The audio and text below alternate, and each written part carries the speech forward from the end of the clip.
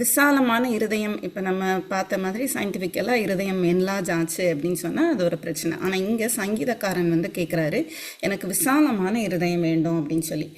எதுக்காக அப்படின்னு சொல்லி நம்ம பார்க்கும்போது அதை வச்சு என்ன செய்ய முடியும் அப்படின்னு பார்க்கும்போது, நான் உமது கற்பனைகளின் வழியாக ஓடுவேன். எனக்கு ரொம்ப ஏதோ அந்த வசனம் வந்து பிடித்திருந்தது. நீர் என் இருதயத்தை விசாலமாக்கும் போது நான் உமது கற்பனைகளின் வழியாக ஓடுவேன். இப்போ தேவன் தான் நம்மளுடைய இருதயத்தை விசாலமாக்க முடியும். அப்படி இருதயத்தை விசாலமாக்கும் போது அவருடைய கற்பனைகளின் வழியாக ஓடலாம். அது என்ன இருதயத்தை விசாலமாக்குகிறது அப்படிங்கிறது எனக்கு ஒரு கேள்வியாக இருந்தது. அதே வேளையில் இப்போ ஓடுவேன் அப்படின்னு சொல்லும்போது இதில் உள்ள எபிரேய அர்த்தத்தின்படி பார்க்கும்போது அது எப்படி ஓடணுமா, வாஞ்சையோடு துரிதமாக விடுதலையோடு அப்படிங்கிற எல்லா அர்த்தங்களும் கொண்டு உள்ளே இருக்கிறது அந்த வார்த்தைக்குள்ளே. இப்போ வாஞ்சையோடு, தேவன் மேலே ஒரு பயத்தோட இவர் வந்து இதை சொல்லியிருக்கிறாரு, இதை செய்யலைன்னா நம்மளுக்கு பிரச்சனை, அதனால் நம்ம வந்து செஞ்சுருவோம் அப்படிங்கிறது இல்லை. அவர் மேலே உள்ள அன்பு நிமித்தம், அவர் எனக்காக என் மேலே அன்பு வைத்தார், அவர் வந்து தன்னுடைய குமாரனை கொடுத்திருக்கிறார் அப்படிங்கிறத புரிந்து அவரை விசுவாசித்து ஒரு அன்போடு, ஒரு வாஞ்சையோடு, ஒரு ஆர்வத்தோடு வந்து நம்ம வந்து ஓடணும். ரெண்டாவது வந்து துரிதமாக கீழ்ப்படிதல். உடனே நாளைக்கு நம்ம என்னைக்கு சொல்கிறோமோ அப்போ அந்த காரியம் செயல்படாது அப்படின்னு நம்ம பொதுவாக சொல்லுவோம். இன்றைக்கி செய்யணுன்னா இன்றைக்கி செஞ்சிடணும், அதை நாளைக்குன்னு தள்ளி போட்டோன்னா அது அப்படியே போயிடும் அப்படின்னு சொல்லி. அதே மாதிரி தான் தேவனுடைய வசனத்திற்கு வந்து எத்தனையோ காரியங்களை நம்ம வந்து கேட்குறோம், ஆனால் கீழ்ப்படியிலிருந்து துரிதமாக கீழ்ப்படியணும், உடனே வந்து செய்யணும், எப்போ செய்கிறதுக்குனாலும் நம்ம ரெடியாக இருக்கணும். அந்த மாதிரி நம்மளுடைய ஓட்டம் வந்து இருக்க வேண்டும். மூன்றாவது வந்து என்னென்னா விடுதலையோடு ஓடணும். பாரத்தை எல்லாம் வந்து நீங்கள் அகற்றிவிட்டு அப்படின்னு நம்ம எபிரேயரில் பார்க்குறோம். உங்களை சுற்றி இருக்கிற எல்லா பாரத்தையும் நீங்கள் நீக்கிவிட்டு நீங்கள் வந்து இலக்கை நோக்கி பொறுமையாய் ஓடுங்க அப்படின்னு சொல்லி எபிரேயரில் வந்து நம்ம பார்க்குறோம். அப்போது விடுதலையோடு நம்ம ஓடணும். பிரமாணங்கள், கட்டளைகள் அப்படிங்கிற எல்லாவற்றையும் வந்து நீங்கள் என் மேலே வச்சுருங்கிற, என்னுடைய சுமை வந்து உங்களுக்கு லகுவாக இருக்கும் அப்படின்னு இயேசு கிறிஸ்து சொல்கிறார். ஏன்னா அவர் தான் நியாய பிரமாணத்தின் நிறைவேறுதலாக இருக்கிறார். அப்போ விடுதலையோடு நம்ம ஓடணும். நம்மலாம் விடுதலை பெற்றவர்கள், எதற்கும் நம்ம வந்து கட்டுப்பட்டவர்கள் அல்ல, நம்ம வந்து சுயாதீனம் உள்ளவர்கள். அப்போ நம்ம வாஞ்சையோடு துரிதமாக விடுதலையோடு ஓடணும். அப்படி விடுதலையோடு இப்படிலாம் ஓடணும் அப்படின்னு சொன்னால் நம்மளுக்கு என்ன தேவை அப்படின்னா, இருதயம் விசாலமாய் இருக்க வேண்டும். அதை யார் செய்ய முடியும்னா தேவன் தான் செய்ய முடியும். நீர் என் இருதயத்தை விசாலமாக்கும் போது நான் உமது கற்பனையின் வழியாக ஓடுவேன் அப்படின்னு சொல்லி சங்கீதக்காரன் வந்து சொல்கிறார். அப்போ அவருடைய கிருபையினால தான் நம்மளுடைய இருதயம் விசாலமாக்கப்படுகிறது. அப்போ அந்த கிருபைக்காக நம்ம அவரிடத்துல கேட்குறோம், என்னுடைய இருதயம் விசாலமாகட்டும். சரி, இருதயம் விசாலமாகிறது அப்படிங்கிறது என்ன? வேதத்தின்படி ஓரளவுக்கு நம்மளுக்கு புரியுது, என்லார்ஜ்ட் ஹார்ட் அப்படின்னு சொன்ன உடனே. ஆனால் எது மீன் பண்ணுது அப்படின்னு சொல்லி நம்ம பார்க்கும்போது ஒரு காரியம் வந்து தென்பட்டது. என்ன அப்படின்னு சொன்னால், சாலமோனுடைய வாழ்க்கை. இப்போ சாலமோன் வந்து நம்மளுக்கு தெரியும், அவர் வந்து ஞானமுள்ள இருதயத்தை அவர் வந்து பெற்றுக்கொண்டார் அப்படின்னு சொல்லிட்டு. சாலமோன் வந்து எவ்வளவு ஞானம் உள்ளவர் அப்படிங்கிறதெல்லாம் நம்மளுக்கு தெரியும். இப்போ 1 ராஜாக்கள் 4வது அதிகாரத்தில் நம்ம பார்த்தோம் அப்படின்னு சொன்னால் 29லிருந்து 34 இதே வார்த்தை வந்து இருக்கிறத கவனிக்க முடியுது. 29வது வசனம், தேவன் சாலமோனுக்கு மிகுதியான ஞானத்தையும் புத்தியையும் கடற்கரை மணலத்தனையான மனோவிருத்தியையும் கொடுத்தார் அப்படின்னு தமிழில் இருக்குது. தேவன் சாலமோனுக்கு மிகுதியான ஞானத்தையும் புத்தியையும் கடற்கரை மணலத்தனையான மனோவிருத்தியையும் கொடுத்தார். இதுதான் வந்து அந்த எபிரேய மொழியிலையும் இங்கிலீஷ் மொழியிலையும் எப்படி இருக்குது அப்படின்னு சொன்னால், ஹார்ட் வந்து என்லார்ஜ்டாக இருக்குது. அதாவது விசாலமான இருதயத்தை தேவன் சாலமோனுக்கு கொடுத்தார். இந்த இடத்துல நம்ம பார்க்குறோம், மனோவிருத்தியை கொடுத்தார். எப்படி கொடுத்தாரோ, கடற்கரை மணலத்தனையான மனோவிருத்தியை கொடுத்தார். அவருடைய இருதயம் வந்து அவ்வளோ விசாலமாக இருந்து தான் கடற்கரை மணலத்தனையாய் அதை நிரப்பிக்கலாம். அந்த அளவுக்கு வந்து அவருக்கு மனோவிருத்தி இருந்தது. அப்படின்னா அவ்வளோ நாலேஜ் வந்து அவர் ஏற்றுக்க முடிந்தது. கீழே நம்ம பார்த்தோம் அப்படின்னு சொன்னால் 29லேருந்து 34 பார்க்கும்போது அதில் கொடுத்துருக்கு, சகல கிழக்கத்தி புத்திரரின் ஞானத்தையும் எகிப்தியரின் சகல ஞானத்தை பார்க்கிலும் சாலமோனின் ஞானம் சிறந்தது. அது மாத்திரம் இல்லை, அங்கே ஒரு சிலருடைய பெயர்கள் கொடுக்கப்பட்டிருக்கு, அவங்கள விட ஞானவானாக இருந்தார். ஓகே, 33வது வசனத்தில் சொல்லப்பட்டிருக்கு, லீபனோனில் இருக்கிற கேதுரு மரங்கள் முதற்கொண்டு, அவ்வளோ கேதுரு மரங்கள்லாம் அவ்வளோ ஸ்ட்ரென்த்தை குறிக்கும் அது. அப்போ கேதுரு மரங்கள் முதற்கொண்டு சுவரில் முளைக்கிற ஈசோப்பு பூண்டு, ரொம்ப அற்பமான ஒரு செடி. அப்போ ஈசோப்பு பூண்டு வரைக்கும் உள்ள மரம் முதலிய தாவரங்களை குறித்தும் மிருகங்கள், பறவைகள், ஊரும் பிராணிகள், மச்சங்கள் ஆகியவைகளை குறித்தும் வாக்கியங்களை சொன்னான் அப்படின்னு. அவ்வளோ இப்போ எல்லாத்தையும் குறித்தும் பயாலஜி பாட்னி அப்படின்னு நம்ம பிரித்து பிரித்து படிக்கிறோம். அவர் எல்லாமே வந்து அவருடைய மைண்டில் இருக்கிறத்தக்கதாய் அவருடைய இருதயம் வந்து விசாலமாய் இருந்தது அப்படின்னு சொல்லி நம்ம பார்க்குறோம். அப்போ சாலமோனுக்கு தேவன் அப்படி ஒரு ஞானத்தையும் புத்தியையும் அவர் வந்து கொடுத்துருந்தாரு. நம்மளுக்கு எல்லாம் படிச்சிருப்போம். ஆனால் இதில் நம்ம பார்க்கும்போது கடற்கரை மணல் அத்தனையானன்னா அதை கவுண்ட் பண்ணவே முடியாது, அதை அளக்கவே முடியாது. அத்தனையான மனோவிருத்தியை அவனுக்கு சாலமோனுக்கு தேவன் வந்து கொடுத்திருந்தார். சரி, அப்போ இவர் வந்து எல்லாத்தையும் நிரப்பினார் அந்த இருதயத்தில். அது விசாலமாக இருந்தது, அந்த ஹார்ட் வந்து என்லார்ஜ்டாக இருந்துச்சு. அவர் எல்லாத்தையும் கொண்டு அதை நிரப்பினார். உலகத்தில் இருக்கிற எல்லா காரியங்களையும் நமக்கு வந்து பிரசங்கியில் அவர் எழுதினது நம்மளுக்கு தெரியும், நீதிமொழிகள் நம்மளுக்கு தெரியும். இந்த மாதிரி அவர் வந்து அநேக காரியங்களை செய்கிறத நம்ம பார்க்குறோம். இப்போ 11வது அதிகாரத்தில் நம்ம பார்க்கும்போது நிறைய தடவை அந்த இருதயம் அப்படிங்கிற வார்த்தை வருகிறத நம்ம பார்க்கலாம். 1 ராஜாக்கள் 11:1-11. 2வது வசனத்தில் சொல்லப்பட்டிருக்கிறது, கர்த்தர் முதலே சொல்லியிருக்கிறாரு, உங்கள் இருதயத்தை சாய பண்ணுவார்கள். எப்போ நீங்கள் வந்து மற்றவர்களை இடத்துல பிரவேசிக்கலாகாது, அவர்கள் நிச்சயமாய் தங்கள் தேவர்களை பின்பற்றும்படி உங்கள் இருதயத்தை சாய பண்ணுவார்கள். இந்த ஸ்டோரி நம்மளுக்கு ஏற்கனவே தெரியும். சாலமோன் என்ன பண்ணாரு? நிறைய ஸ்திரீகள் மற்ற ஜாதிகள்லேருந்து அவர் கல்யாணம் பண்ணார். ஸோ அவனுடைய இருதயத்தை வழுவி போக பண்ணார்கள் அப்படின்னு 3வது வசனத்தில் இருக்குது. 4வது வசனத்தில் இருக்குது, சாலமோன் வயது சென்ற போது அவனுடைய மனைவிகள் அவன் இருதயத்தை அந்நிய தேவர்களை பின்பற்றும்படி சாய பண்ணினார்கள். அதனால் அவனுடைய இருதயம் அவன் தகப்பனாகிய தாவீதின் இருதயத்தை போல அல்லாமல் இருந்தது போல அல்ல, தன் தேவனாகிய கர்த்தரோட உத்தமமாய் அது இருக்கவில்லை அப்படின்னு சொல்லப்பட்டிருக்கு. அப்புறம் இப்படி சொல்லும்போது கடைசியில் வந்து அவர் சொல்கிறார் 10வது வசனத்தில், அவர் கற்பித்ததை கை கொள்ளாமற் போனதினால் கர்த்தர் அவன் மேல் கோபமானார் அப்படின்னு. இப்போ நம்ம சங்கீதத்தில் பார்த்தோம், நம்ம வந்து இருதயத்தை விசாலமாக்கும்போது ஓடுவேன். எப்படி ஓடுவேன்? உமது கற்பனைகளின் வழியாக ஓடுவேன். அப்போ இருதயத்தை விசாலமாக்கும் போது அதை வந்து சாலமோன் என்ன பண்ணாரு அப்படின்னு சொன்னால், எல்லா காரியங்களையும் தேவனையும் நிரப்பினாரு, தேவனை குறித்தான காரியங்களையும் நிரப்பினாரு, உலகத்தின் காரியங்களை குறித்தும் அவர் நிரப்பினாரு. அதனால அவரால் தேவனுடைய கற்பனைகளின் வழியாக ஓட முடியவில்லை. ஏன்னா வசனம் வந்து சொல்லுது, 5வது வசனத்தில் நம்ம பார்க்குறோம் 1 ராஜாக்கள் 11, அம்மோனின் அருவருப்பாகிய மில்கோமை பின்பற்றினான் அப்படின்னு சொல்லி. அடுத்தது நம்ம வந்து பார்க்குறோம் 6வது வசனத்தில், கர்த்தரை பூரணமாய் பின்பற்றலை அப்படின்னு சொல்லி. கர்த்தரை அவர் பின்பற்றதா நினச்சிட்டு இருந்தார். ஏன்னா ஆலயம்லாம் கட்டினார். நம்ம ஏற்கனவே எப்படி ஓடணும்னு பார்த்தோம், வாஞ்சையாய் ஓடணும். அவருக்கு அந்த வாஞ்சை இருந்தது. அவருடைய என்னைக்கு அவர் ராஜா ஆகி வந்தாரோ உடனே அவர் வந்து உற்சாகமாய் தேவனுக்கென்று செய்தார். துரிதமாக செஞ்சாரா? ஆமாம், துரிதமாக செஞ்சார். விடுதலையோடு செஞ்சாரா? ஆமாம், அவருடைய பீரியடில் யுத்தமே இல்லை, விடுதலையோடு செஞ்சார். அப்போ அவர் ஓடினது கரெக்டு தான். அவருக்கு இருதயம் விசாலமாய் தேவன் கொடுத்தாரு, அதில் எல்லாத்தையும் அவர் வந்து ஃபில் பண்ணார், அதெல்லாம் ஓகே தான். பட் அவர் தவறினது எங்கே அப்படின்னு சொன்னால், தேவனுடைய கற்பனைகளின் வழியாக அவர் வந்து ஓடவில்லை. இப்போ நம்ம வந்து தேவனிடத்துல விசாலமான இருதயம் வேண்டும் சொல்லி கேட்கும்போது தேவன் அதை தருவாரானால், நம்மளும் இந்த சாலமோன் ஞானியை போல உலகத்தையும் தேவனையும் கொண்டு நம்ம நிரப்பணும் அப்படின்னு சொன்னால், நம்மளும் என்ன பண்ண முடியாது அப்படின்னு சொன்னால் ஓட முடியாது. அழிவுக்கு நேராக தான் நம்ம வந்து செல்வோம். 7வது வசனத்தில் சொல்லப்பட்டிருக்கிறது, மோவாபின் அருவருப்பாகிய காமோஸ். இப்போ இஸ்ரேல் பக்கத்தில் மோவாப் இருக்குது, அம்மோன் இருக்குது. மோவாபையும் அம்மோனையும் தேவன் வந்து வெறுக்கிறாரு அப்படிங்கிறத நம்ம ஏற்கனவே வேதத்தில் பார்க்கலாம். இதில் வந்து அவங்களுடைய தெய்வம் அந்தெல்லாம் அருவருப்புன்னு கொடுக்கப்பட்டிருக்கு. அந்த அருவருப்பு, அம்மோனுடைய அருவருப்பு, அதுக்கப்புறம் மோவாபுடைய அருவருப்பு, இப்படி எல்லாம் பண்ணிட்டு 8வது வசனத்தை சொல்லியிருக்குது, இப்படியே தங்கள் தேவர்களுக்கு துபம் காட்டி பலியிடுகிற அந்நிய ஜாதியாரான தன் ஸ்திரீகள் எல்லாருக்காகவும் செய்தான். யாரையும் வந்து அவன் விடலை, எல்லாரையும் பிரியப்படுத்தும்படியாய் அவன் வந்து எல்லாத்தையும் செய்தான். 9வது வசனத்தில் சொல்லப்பட்டிருக்கிறது, இஸ்ரவேலின் தேவனாகிய கர்த்தர் சாலமோனுக்கு 2 விசை தரிசனமாகி அப்படின்னு சொல்லி. அவர் வந்து சவுல் இடத்துலேருந்து போன மாதிரி அப்படி போகலை, ஏன்னா ஒரு பர்பஸ் இருக்குது. அவர் அதனால 2 விசை வந்து தரிசனமாகிறார். நம்ம எத்தனையோ பிரசங்கங்களை கேட்குறோம், எத்தனையோ காரியங்களை நம்ம கேட்டுக்கொண்டு இருக்கிறோம். ஆனால் நம்மளுடைய இருதயத்தை எதனால ஃபில் பண்ணிட்டு இருக்கிறோம் அப்படிங்கிறது முக்கியம். அதுதான் வந்து 3வது. இப்போ முதல்ல நம்ம பார்த்தோம், விசாலமான இருதயம் வேண்டும், அது கர்த்தர் தருவார் அவருடைய கிருபையினால.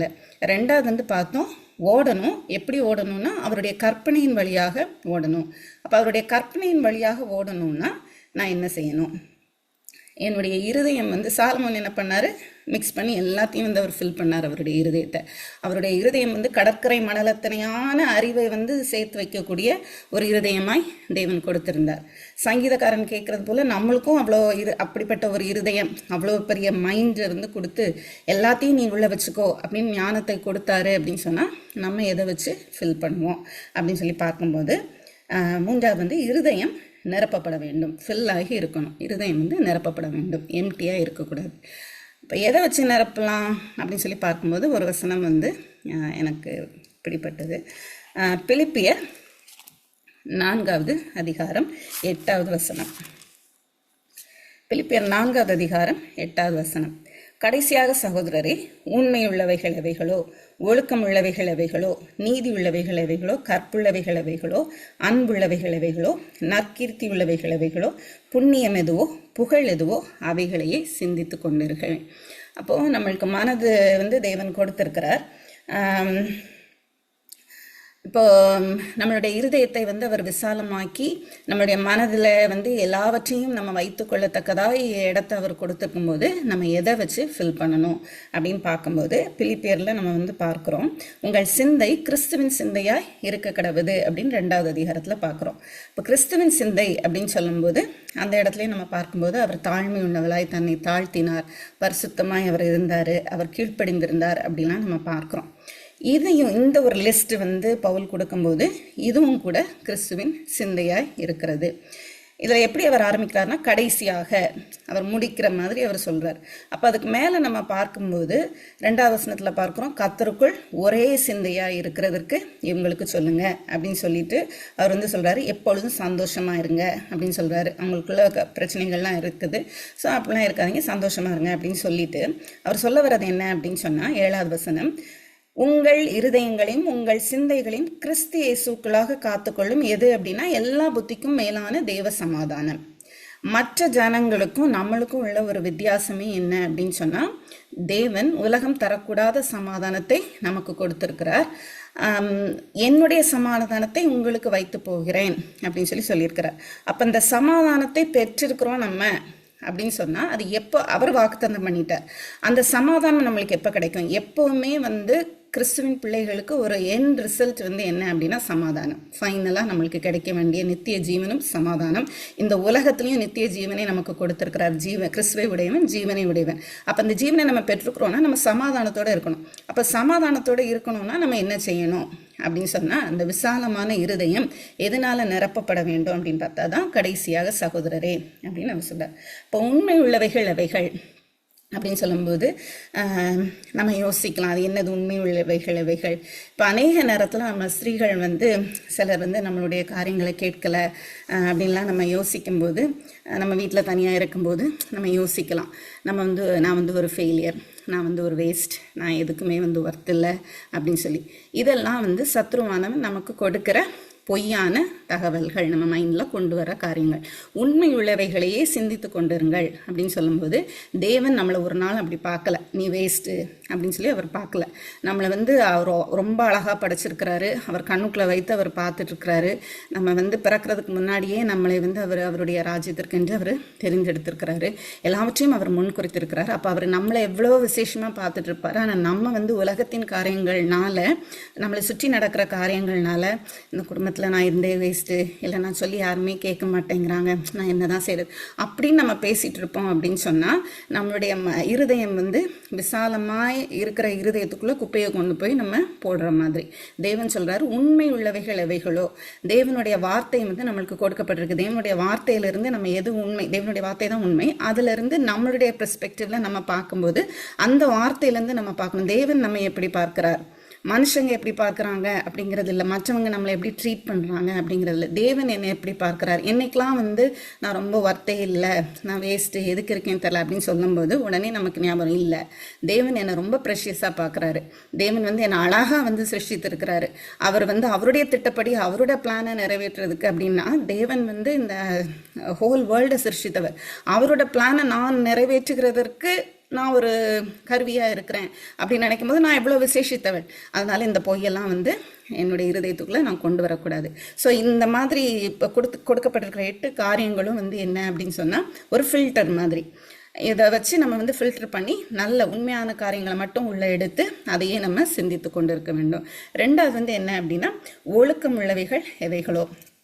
ஃபார் எக்ஸாம்பிள் இப்போ நம்ம வந்து சர்ச்லேயோ இல்லை ஃபேமிலி ஸ்கூல்லையோ இருக்கும்போது ஏதோ 2-3 பேர் பேசிகிட்டு இருக்கிறோம் அப்படின்னு சொன்னால் ஆல்ரெடி காசிப் பண்ணக்கூடாது அப்படின்னு நம்மளுக்கு தெரியும். பட் ஸ்டில் நம்ம பேசிகிட்டு இருக்கும்போது அங்கே இல்லாத யாரையோ ஒருத்தரை குறித்து யாரோ கேலி செய்யும்போது ரொம்ப மட்டமாக அவங்களுடைய ஃபிசிக்கல் ஸ்ட்ரக்சரையோ இல்லை எதையோ நம்ம வச்சு ரொம்ப கிண்டல் பண்ணும்போது நம்மளும் சேர்ந்து அதை பண்ணோம் அப்படின்னு சொன்னால் நம்மளுடைய இருதயம் குப்பையினால தான் நிரம்புகிறது. ஒழுக்கம் உள்ளவைகள் எவைகளோ அப்படின்னு சொல்லும்போது நம்ம ராஜாதி ராஜாவுடைய பிள்ளைகள் என்று அழைக்கப்படுறோம். அப்போ நம்மளுடைய செய்கிற காரியங்கள், நம்ம பேசுகிற வார்த்தைகள் வந்து கனமுள்ளதாய் இருக்க வேண்டும். ஒரு வேல்யூ இருக்கணும், ஒரு ரெஸ்பெக்ட் இருக்கணும். எதுவுமே இல்லாமல் மற்றவர்களை போல வந்து கேலியும் கிண்டலும் அடித்துட்டு நம்ம வந்து இருக்கக்கூடாது. என்டர்டைன்மெண்ட் இருக்க வேண்டியதான். பட் மற்றவங்களை வந்து குறைத்து கேலி செய்து அது வந்து தேவையில்லாத ஒரு காரியம். தேவனுடைய பிள்ளைகள் அப்படி செய்யக்கூடாது. அப்போ ஒழுக்கம் உள்ளவைகள் எவைகளோ அதையே சிந்தித்து கொண்டிருங்கள். அடுத்தது வந்து என்ன அப்படின்னு சொன்னால் நீதி உள்ளவைகள் எவைகளோ. ஃபார் எக்ஸாம்பிள் இப்போ வீட்டில் வந்து நம்ம இருக்கிறோம், குடும்பங்களில் நம்ம அநேக காரியங்கள் வந்து பிரயாசப்பட்டு செய்கிறோம். ஒரு சிலரை நம்மளுக்கு பிடிக்கும், அவங்கள்ட்ட வந்து நல்ல பேர் எடுக்கணும் அப்படிங்கிற மாதிரி கூட நம்ம செய்வோம். இல்லை ஏதோ ஒரு காரியத்தை ரொம்ப எஃபர்ட் போட்டு செய்திருப்போம். ஆனால் கூட இருக்கிற யாரும் வந்து அந்த பேரை வாங்கிட்டு போயிடுவாங்க. அப்படி வாங்கிட்டு போகும்போது நம்மளுக்கு வந்து கண்டிப்பாக ஒரு எரிச்சல் வரும். ஏன்னா நம்ம அவ்வளோ எஃபர்ட் போட்டிருக்கிறோம், ஆனால் நம்மளை வந்து மீறி செய்யாத ஒருத்தங்களுக்கு வந்து அந்த பேர் போகுது அப்படின்னு சொல்லும்போது நம்மளுக்கு வந்து ஒரு இரிட்டேஷன் வரும். அந்த மாதிரி ஒரு இரிட்டேஷன் வரும்போது நம்ம நினைக்கக்கூடாது அவள் சீட் பண்ணி தான் இப்படி பண்ணிட்டா, அவளுக்கு இது தகுதியே கிடையாது, ஆனால் அவளுக்கு இது கிடச்சிட்டு எனக்கு வந்து அது கிடைக்கல அப்படின்னு சொல்லி நம்ம நினைக்கக்கூடாது. ஜட்ஜ் பண்ணக்கூடாது. அவங்க அப்படி தப்பே பண்ணியிருந்தாலும் கர்த்தருடைய பிள்ளைகளாகி நம்மளுக்கு வந்து கர்த்தர் வந்து என்ன சொல்கிறாரு அப்படின்னு சொன்னால், அவங்க அப்படி தப்பே பண்ணியிருந்தாலும் அவங்கள மன்னித்து அவர்களுக்காக ஜெபிக்கலாம். இல்லை அவங்களுக்குரிய நன்மையான காரியங்களை எண்ணி நம்ம மனதில் அதை வைத்துக்கொள்ளலாம். அவங்க சீட் பண்ணிட்டாங்க, என்ன இப்படி பண்ணிட்டாங்க அப்படின்னு சொல்லி நம்ம யோசிக்கும் போது நம்மளுக்குள்ள மறுபடியும் குப்பைகள் தான் போகும். அப்போது நம்மளுடைய ஃபில்டர் எப்படி இருக்கணும் அப்படின்னு சொன்னால், நம்ம நீதி உள்ளவர்களாய் நீதி உள்ளவைகள் எவைகளோ அதையே வந்து நம்ம சிந்தித்து கொண்டு இருக்கணும். அடுத்தது வந்து என்ன அப்படின்னா கற்புள்ளவைகள் எவைகளோ. நம்மளுக்கு வந்து இச்சை, பொறாமை, கசப்பு இதெல்லாம் இருக்கக்கூடாது அப்படிங்கிறது வந்து நம்மளுக்கு தெரியும். ஒருத்தங்க நம்மளுக்கு விரோதமாக ஒன்று செஞ்சுட்டாங்க அப்படின்னா எப்போ நேரம் வரும் அவங்களுக்கு பழி வாங்கியே தீரணும் அப்படின்னு சொல்லி ஒரு எண்ணம் வந்தது அப்படின்னு சொன்னால் அதுவும் ஒரு குப்பை தான். அப்போ அந்த மாதிரி தாட் வந்து நம்மளுக்கு இருக்கக்கூடாது. கற்புள்ளவைகளாய் இருக்க வேண்டும். ரொம்ப க்ளீனாக வந்து நம்ம இருக்கணும். இந்த ரிவெஞ்ச் எடுக்கிறதெல்லாம் வந்து கர்த்தருக்குரிய காரியம். நம்ம வந்து பரிசுத்த ஆலயம், அதனால நம்ம பியூராக இருக்கணும், தேவன் தங்குகிற ஆலயம். ஸோ இந்த தாட்ஸ்லாம் நம்மளுக்கு வரக்கூடாது அப்படின்னு அந்த தாட்டை வந்து நம்ம ஃபில்டர் பண்ணணும். அடுத்து வந்து அன்புள்ளவைகள் எவைகளோ. அப்போ அன்புள்ளவைகள் அப்படின்னு சொல்லி பார்க்கும்போது மற்றவர்கள்ட்ட பேசும்போது ஒரு அன்போட, உண்மையான ஒரு அன்போட நம்ம பேசும்போது அவர்களை கட்டி எழுப்பதான் நம்ம பிரயாசப்படுவோம். நம்மளுடைய லைஃப்பில் நம்ம அநேகரை நம்ம சுற்றி நம்ம பார்த்துப்போம். ஒரு சிலர் பேசும்போது அவங்க நல்லதாகவே பேசினாலும் நம்மளுக்கு அது நல்லாவே இருக்காது. எப்படா அவங்க பேசி முடிப்பாங்க அப்படிங்கிற மாதிரி இருக்கும். அந்த மாதிரி நம்ம பேசுறது இருக்கக்கூடாது. நம்ம கிறிஸ்துவனுடைய பிள்ளைகள் மற்றவர்களிடத்தில் பேசும்போது அந்த அன்பு வெளிப்பட வேண்டும். நம்ம பேசும்போது தேவனுடைய அன்பினால் நம்ம வந்து நிரப்பப்பட்டிருப்போம். ஆனால் மற்றவங்க அதை கேட்கறதற்கு வாஞ்சியாய் வந்து இருப்பாங்க. அப்போ அந்த அன்பு வந்து வெளிப்பட வேண்டும். மற்றவர்களை கட்டி எழுப்பதாக இருக்க வேண்டும் நம்மளுடைய தாட்ஸ். அடுத்து வந்து நற்கீர்த்தி உள்ளவைகள் எவைகளோ அவைகளை வந்து நம்ம இது பண்ணணும் அப்படின்னு சொல்லும்போது நம்மளுக்கு வந்து நற்கீர்த்தி அப்படின்னு சொல்லும்போது குட் ரிப்போர்ட் அப்படின்னு வந்து இங்கிலீஷில் இருக்குது. அப்போ அது எதை குறிக்குது அப்படின்னு சொன்னால், இப்போ நம்ம சர்ச் மெம்பர் யாரையோ பற்றியோ இல்லை நம்மளுடைய ஃபேமிலி மெம்பர் யாரையோ பற்றியோ ஒரு நெகட்டிவாக ஒரு நியூஸ் வருது அப்படின்னு சொன்னால் உடனே அதை நோண்டி அது என்ன அப்படின்னு சொல்லி கேட்குறதுக்கு நம்ம பிரயாசப்படுற ஸ்திரீகள் நிறைய பேர் உண்டு. நம்ம அப்படி இருக்கக்கூடாது. நம்ம வந்து எப்படி இருக்கணும் அப்படின்னு சொன்னால், நெகட்டிவாக ஒரு நியூஸ் நம்ம கேள்விப்பட்டால் கூட அவங்க என்ன கஷ்டத்தில் இருக்காங்களோ தெரியாதுன்னு சொல்லி அவங்களுக்காக ஜெபிக்கணும். இல்லை அவங்களுடைய எல்லாருக்குமே பாசிட்டிவ்ஸ் அண்ட் நெகட்டிவ்ஸ் உண்டு. எல்லாருமே பாசிட்டிவோட இல்லை எல்லாருமே நெகட்டிவோட யாருமே கிடையாது.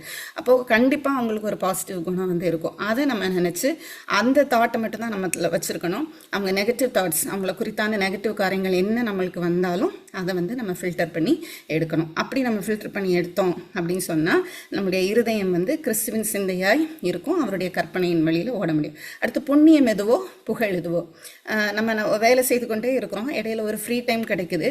அந்த ஃப்ரீ டைமில் வந்து நம்ம என்ன பண்ணலாம், ஒரு ஃப்ரெண்டுகிட்ட ஃபோன் பண்ணியோ இல்லை ஒரு ரிலேட்டிவ்கிட்ட ஃபோன் பண்ணியோ காசிப் பண்ணுறது வந்து கூடாது. இப்போ யாரோ ஒருத்தர் நம்மளுக்கு நல்லது பண்ணியிருக்காங்கன்னா 2 பேருக்கு நம்ம நன்றி சொல்லலாம். ஒரு 2 பேருக்கு நம்ம வந்து ஃபோன் பண்ணி அவங்ககிட்ட கொஞ்சம் பேசி அவங்களுக்கு பாசிட்டிவ் தாட்ஸ் கொடுக்கலாம். இந்த மாதிரி புண்ணியமான காரியங்கள், நன்மையான காரியங்கள் எது உண்டோ அது வந்து நம்ம செய்யலாம். அடுத்து புகழ் எதுவோ, நம்மளுக்கு ஏதோ ஒரு காரியம் ரொம்ப நாள் தடைப்பட்டு அப்படியே இருக்குது அப்படின்னு சொன்னால் நம்ம கிரம்பிள் பண்ணிகிட்டே இருக்கக்கூடாது. எப்பொழுதுமே வந்து நம்ம துதிக்கிறவர்களாக இருக்க வேண்டும். சரி, கர்த்தர் வந்து எனக்கு நல்ல ஒரு காரியத்தை கொடுத்துருக்கிறார், இதிலிருந்து எனக்கு ஒரு லெசன் கொடுக்குறார், இல்லை இந்த இவ்வளோ நாள் இழுத்துட்டு போதா அதுலேயும் கர்த்தர் எனக்கு நன்மையாக ஏதாவது செய்வார், இப்படி சொல்லி நம்ம வந்து கர்த்தரை துதிக்கிறவர்களாய் இருக்க வேண்டும். இப்படி இருந்தோமானால் அதில் வசனம் முடியும் போது எப்படி இருக்குது அப்படின்னா, அவைகளையே சிந்தித்து கொண்டிருங்கள், இதையே நீங்கள் செய்யுங்க. நீங்கள் எப்படி செய்து கொண்டு இருக்கும்போது நீங்கள் என்னிடத்தில் கற்றும் அடைந்தும் கேட்டும் கண்டும் இருக்கிறவைகள் எவைகளோ அவைகளையே செய்யுங்கள், அப்பொழுது சமாதானத்தின் தேவன் உங்களோடு இருப்பார். அப்போ அவருடைய கற்பனையில் ஓடும்போது, கற்பனையின் வழியாக ஓடும்போது, வாஞ்சையோடு துரிதமாக நம்ம வந்து ஓடும்போது நம்மளுடைய எண்ட் எப்படி இருக்கும் அப்படின்னா சமாதானமாய் இருக்கும். அப்போ இந்த நாளில் வந்து கர்த்தர் நம்மளுக்கு சொல்லி கொடுத்தது என்ன அப்படின்னு சொல்லி பார்க்கும்போது, நம்மளுடைய இருதயம் விசாலமாய் இருக்க வேண்டும். விசாலமான இருதயத்தை தேவன் நமக்கு கொடுப்பார். அவருடைய கிருபையினால் நம்ம அதை பெற்றுக்கொள்கிறோம். அந்த இருதயம் வந்து எதனால் நிரப்பப்பட்டிருந்தால் தேவனுடைய கற்பனையின் வழியில் நம்ம ஓடலாம். சங்கீதக்காரன் சொல்லுகிறது போல, கர்த்தாவே நீர் என்னுடைய இருதயத்தை விசாலமாக்கும் போது உம்முடைய கற்பனையின் வழியாக ஓடுவேன் அப்படின்னு அவர் வந்து ஒரு வாக்கு மாதிரி அவர் சொல்கிறார். அப்போ நம்ம வந்து ஓடுவேன் அப்படின்னு சொல்லி சொன்னால் நம்மளுடைய இருதயம் எதனால் நிரப்பப்பட்டு இருக்க வேண்டும் அப்படிங்கிறத இன்றைக்கி நம்ம பார்த்தோம். அப்போது அநேக காரியங்கள் நம்மளுக்கு பொருந்தும். கர்த்தர் இந்த நாளில் சொல்கிறாரு, இதெல்லாம் தான் நான் விரும்புகிறேன், இவைகளே சிந்தித்து கொண்டுருங்க, அப்போ உங்களுக்கு என்னுடைய சமாதானம் இருக்கும் அப்படின்னு சொல்லி. கர்த்தர் தாமே இந்த வார்த்தைகளை ஆசீர்வதிப்பாராக.